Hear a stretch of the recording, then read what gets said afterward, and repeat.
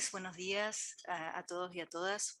Muchas gracias por la invitación a este tan importante congreso, en particular a la Universidad de Barcelona y a la Universidad Mayor de San Marcos, que me han dado el privilegio de participar en esta primera, pero no última edición. Bueno, me propongo tocar una serie de tópicos que hablan de algunos de los desafíos que se presentan de cara a una mirada sociológica de estos efectos de la digitalización sobre las vidas y que, creo yo, plantean algunos desafíos para pensar en términos de derechos. Algunos de esos temas han sido ya abordados por los expositores precedentes, así que pasaré más rápido por allí, y hay algunos otros que me gustaría simplemente compartir con ustedes a modo de reflexión. Bueno, mi nombre está por allí, pero bueno, lo vuelvo a repetir, mi nombre es Vanina Papalini y soy de la Universidad Nacional de Córdoba, que también participa auspiciando colateralmente, digamos, este evento. Entonces, hablar de las sociedades actuales es hablar de la cuarta revolución, es hablar de tecnologías. ¿Ahí pasa? Gracias. Ellas marcan el ritmo y las características de la transformación del presente en términos políticos, jurídicos, económicos y culturales. En función de su asociación con las tecnologías digitales, el capitalismo contemporáneo adquiere esta denominación de informacional. Desde hace unos 20 años estamos experimentando esta nueva fase del devenir social, caracterizada, me gustaría aquí poner el acento, por la emergencia de las plataformas, que son una de estas formas privadas que adquiere nuestra vida en Internet, ¿no? Se desarrolla en unos espacios cuya infraestructura no es tan inmediatamente visible, pero que no son la red de manera abierta.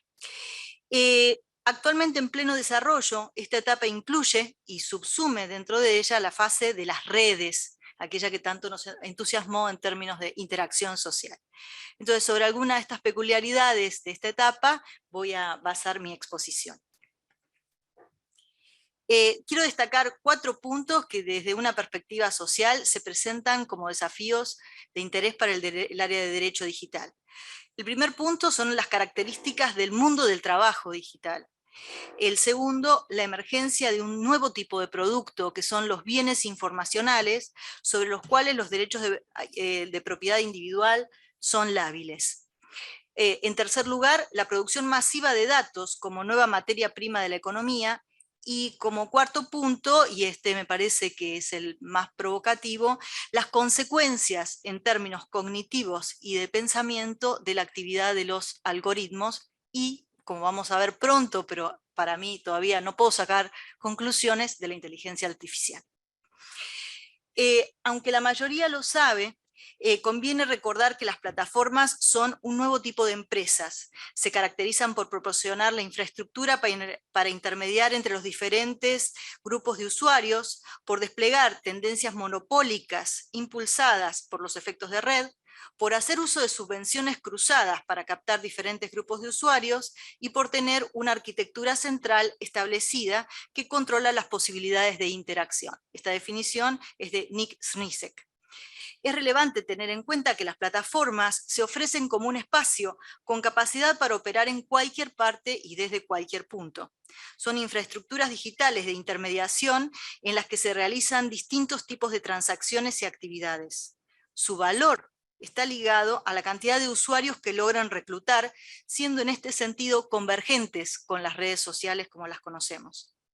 Su valor además está vinculado a su capacidad de extraer datos de los usuarios y con ello generar un activo que tiene valor en el mercado. Esto lo sabemos, las filtraciones de datos nos han dicho mucho cómo esa información tiene un valor de mercado y un valor nada pequeño. Agreguemos ahora un dato del presente. La pandemia del COVID-19, que ha impulsado la generación acelerada del capitalismo de plataformas, aumentando tanto el trabajo informacional, es decir, aquellas profesiones cuyo output devino completamente información, por ejemplo, la educación, que era un servicio presencial y ahora es un producto digital, y amplios sectores que antes desarrollaban sus actividades en presencia se trasladaron a la virtualidad. Dada la necesidad de reemplazar la presencia física por una relación virtual que evite el contagio, la Internet aumentó los niveles y tipos de uso, pero también aumentó la experticia de los usuarios, que exploraron más a fondo estas posibilidades. Tengo la percepción que este aprestamiento cultural, podemos llamarle así, forzado por la crisis sanitaria, aceleró y generalizó un proceso que ya estaba en marcha con dominancia de un modelo social de rasgos inéditos. En este sentido, el primer punto sobre el que quisiera llamar la atención se relaciona con el empleo. Si bien la explosión social de Internet es de los 90, desde antes existía una Internet de las finanzas, esencial para una economía monetaria instantánea y ultra adaptable, y una Internet de los procesos productivos. Las maquinarias podrían operarse en línea y de manera remota desde cualquier parte del globo. Esta infraestructura constituyó la base de la economía digital y está mucho antes de estos fenómenos que estamos estudiando actualmente. Esta economía llamada sharing, compartida, on demand, cognitiva, informacional, es una economía deslocalizada. Por eso la importancia que subrayaba el doctor Tessone de acciones a escala global y no local. La globalización supone esta separabilidad de contextos espaciales y por lo tanto impulsa un empleo deslocalizado, demandando y construyendo trabajadores flexibles. Esta deslocalización, sea total o parcial, de las empresas, supone desmembrar el proceso productivo, estableciendo filiales en distintos países. Resulta así más fácil buscar mejores condiciones impositivas y de infraestructura, como también pagar salarios más bajos, reducir costos y maximizar las ganancias. El empleo en línea o el teletrabajo propone condiciones flexibles que afectan severamente los salarios, los derechos de los trabajadores y la seguridad laboral. El teletrabajo, pues, es una práctica difícil de enmarcar y es un área para que el derecho se siente a pensar qué hace.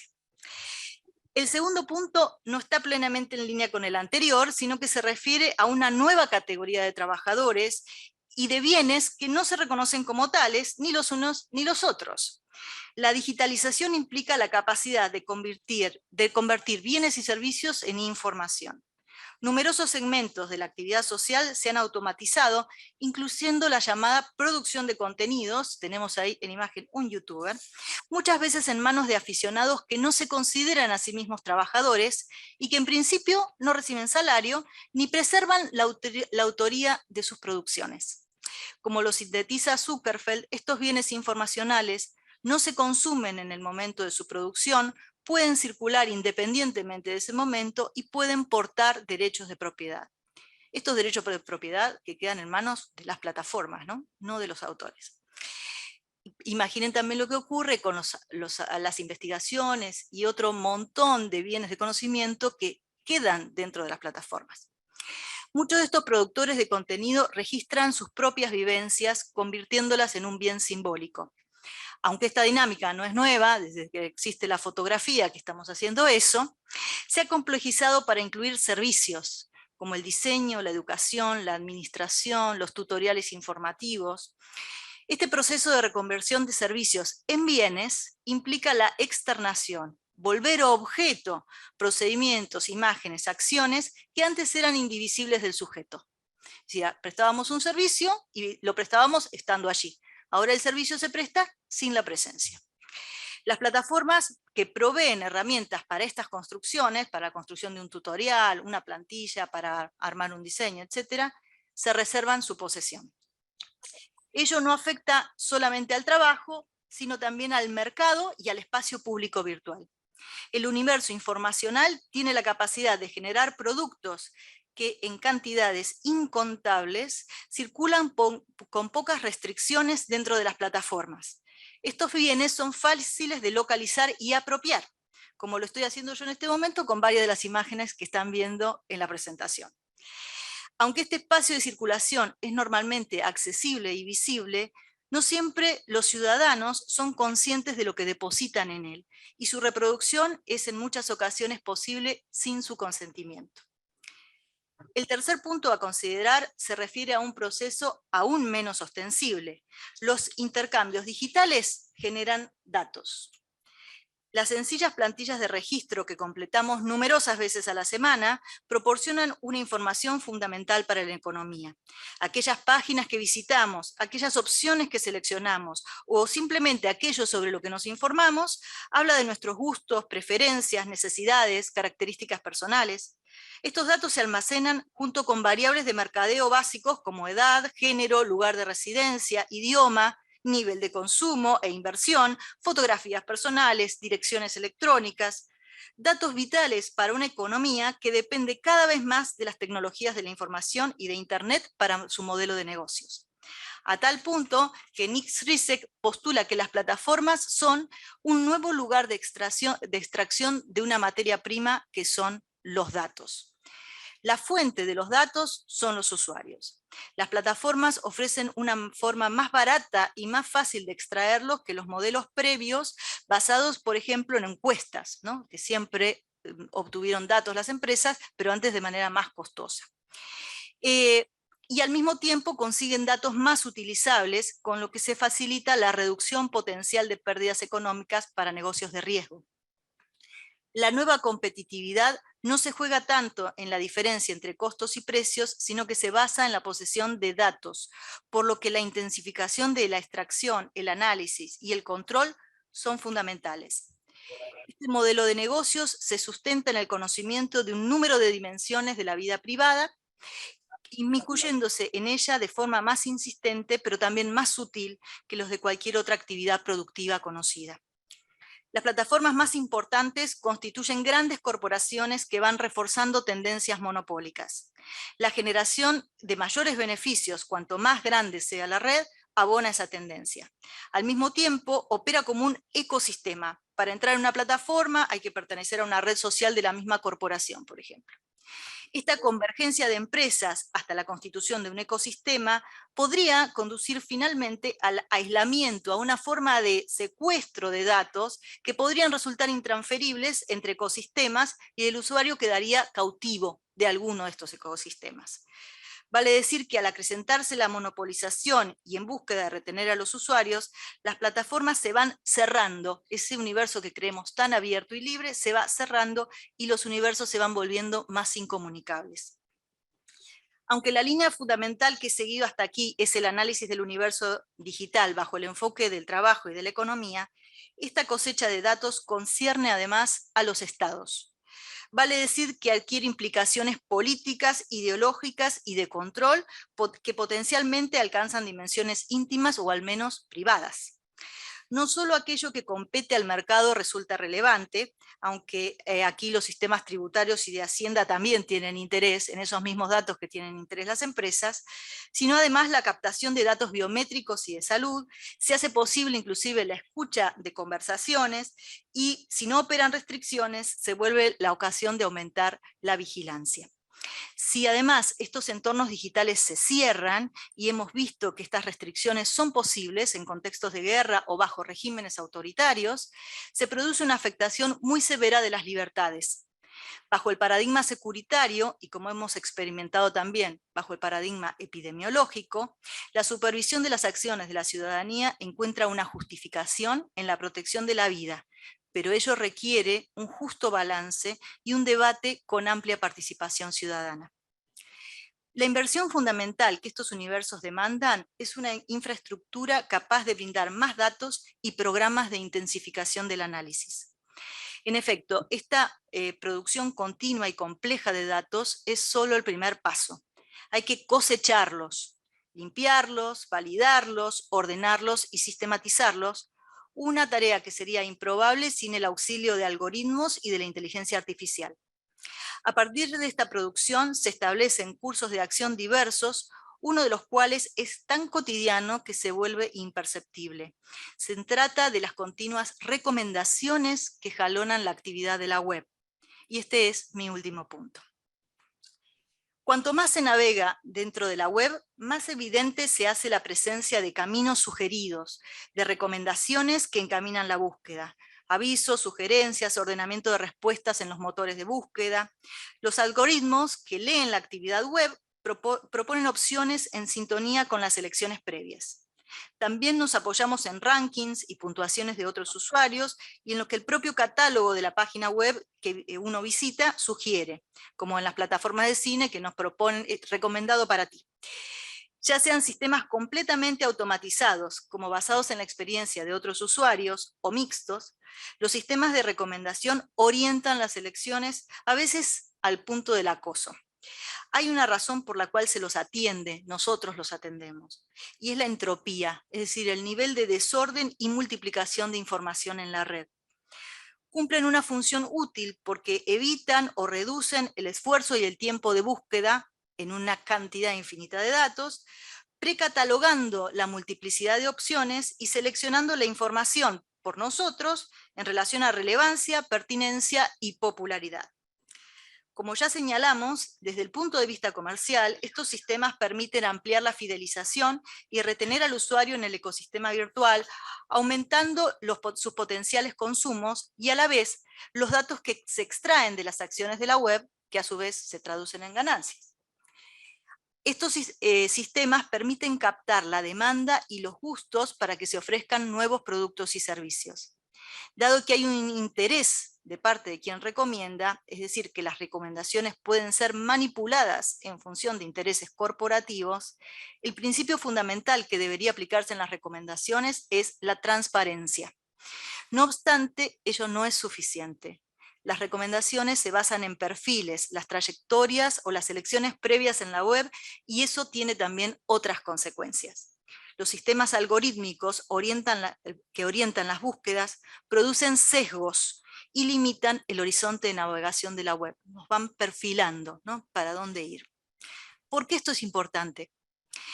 Las recomendaciones tienden justamente a minimizar la contingencia, el azar, la eventualidad, lo fortuito. Al dirigir las búsquedas, la navegación se vuelve una empresa controlada, atada a un objetivo prefijado y a una inteligencia que conduce las acciones del usuario.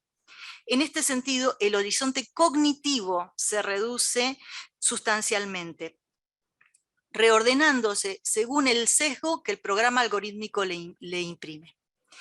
Esto tiene consecuencias especialmente significativas en las infancias, a edades en las que la exploración y el descubrimiento son modos prioritarios de conocimiento. Este direccionamiento aparece como una limitante que actúa tanto a nivel cognitivo como afectivo. No me refiero aquí a los controles ejercidos por protección, los controles parentales, sino a aquellos que funcionan en relación a la estructura de la plataforma, a estos criterios de organización de los motores de búsqueda o a la arquitectura de la web, antes de que el criterio propio pueda configurarse plenamente. A nivel cognitivo, los sistemas de recomendación modelan los enfoques y reducen la diversidad. La predicción pesa en la valoración o en la acción a seguir. Algunos experimentos que utilizan predicciones incorrectas muestran que los usuarios siguen las recomendaciones incorrectas, aun cuando no se ajusten a sus afinidades o a sus propósitos cabalmente. Los usuarios adultos son dirigidos por el sistema, que en cierta medida muestra su capacidad de manipulación. Y esta directividad es susceptible de aumentar. A nivel afectivo, el sistema de recomendación reduce la sorpresa. Eventualmente también puede afectar la curiosidad. El contacto con universos etiquetados y controlados tiende a presentar una simplificación, un recorrido empobrecido, aunque seguro, que ratifica la trayectoria previa. Para ser más clara, un sistema de corto alcance temporal difícilmente pueda separar lo que alguna vez nos interesó y que marcó esas elecciones con lo que nos interesa actualmente. Entonces nos reiteramos como en un loop, siempre eligiendo más de lo mismo. Nuestro mundo tiende a empobrecerse, a agostarse, replicando las pautas de elección previa. Los sistemas de recomendación entonces aparecen como líderes de opinión, impersonales y afines al usuario, con poca apertura y dificultad para reconocer e integrar transformaciones en el corto plazo. Eso no quiere decir que no vayan a cambiar y mejorar. La pregunta que nos tenemos que hacer es ¿quién y qué intereses hay detrás de estos sistemas de recomendación? El estatismo o la fijación de los sistemas en el nivel precedente anulan la novedad y la posibilidad de apertura a algo desconocido. La replicación de elecciones encasilla al usuario. La fijación de tradiciones también se basa en la popularidad, es decir, los sistemas nos recomiendan aquellos que otros eligieron, es decir, que nos van llevando hacia las corrientes mayoritarias. En definitiva, estos ecosistemas tienden al conservadurismo, como repetición de lo existente, y a la manipulación en función de sus intereses. En síntesis, la infraestructura digital es operable desde cualquier punto del globo, permitiendo que dos o más grupos interactúen, trabajen, estudien, comercien o discutan. Esta intermediación brinda a los usuarios herramientas para construir sus propios productos, pero sobre los cuales pierden total o parcialmente derechos. Resulta atractiva para distintas actividades, pero aunque parezca un espacio o una estructura vacía, tiene reglas de uso. Su peculiaridad más destacada es que en este espacio en donde se desarrolla la economía, la política y la relación social, se registra todo lo que acontece. La nueva materia del capitalismo son los datos. Las plataformas son un nuevo tipo de negocios que los monopoliza, los extrae, los analiza, los usa y los vende. Esto permite a la vez reducir los stocks y tercerizar o flexibilizar salarios y deslocalizar el empleo hasta el límite de negocios desprovistos de activos, a los que a su vez se les facilita la evasión impositiva y de regulaciones. Las plataformas y los entornos digitales, ya sean privados o estatales, tienen acceso privilegiado a los datos de los usuarios, tanto a aquellos brindados con consentimiento como a otros que son sustraídos de sus perfiles, de los ordenadores o de las escuchas. Asimismo, las plataformas producen y dependen de los efectos de red. Cuantos más usuarios tienen, más datos recopilan. Los algoritmos recogen, limpian, ordenan, clasifican y sistematizan la información, generando complejos perfiles de los ciudadanos que son útiles tanto en el campo económico como el político. Finalmente, estos algoritmos que nos piensan proponen caminos, propaganda, recomendaciones y preselecciones que cierran la navegación y condicionan las búsquedas y, por lo tanto, lo que se piensa, se sabe o se elige.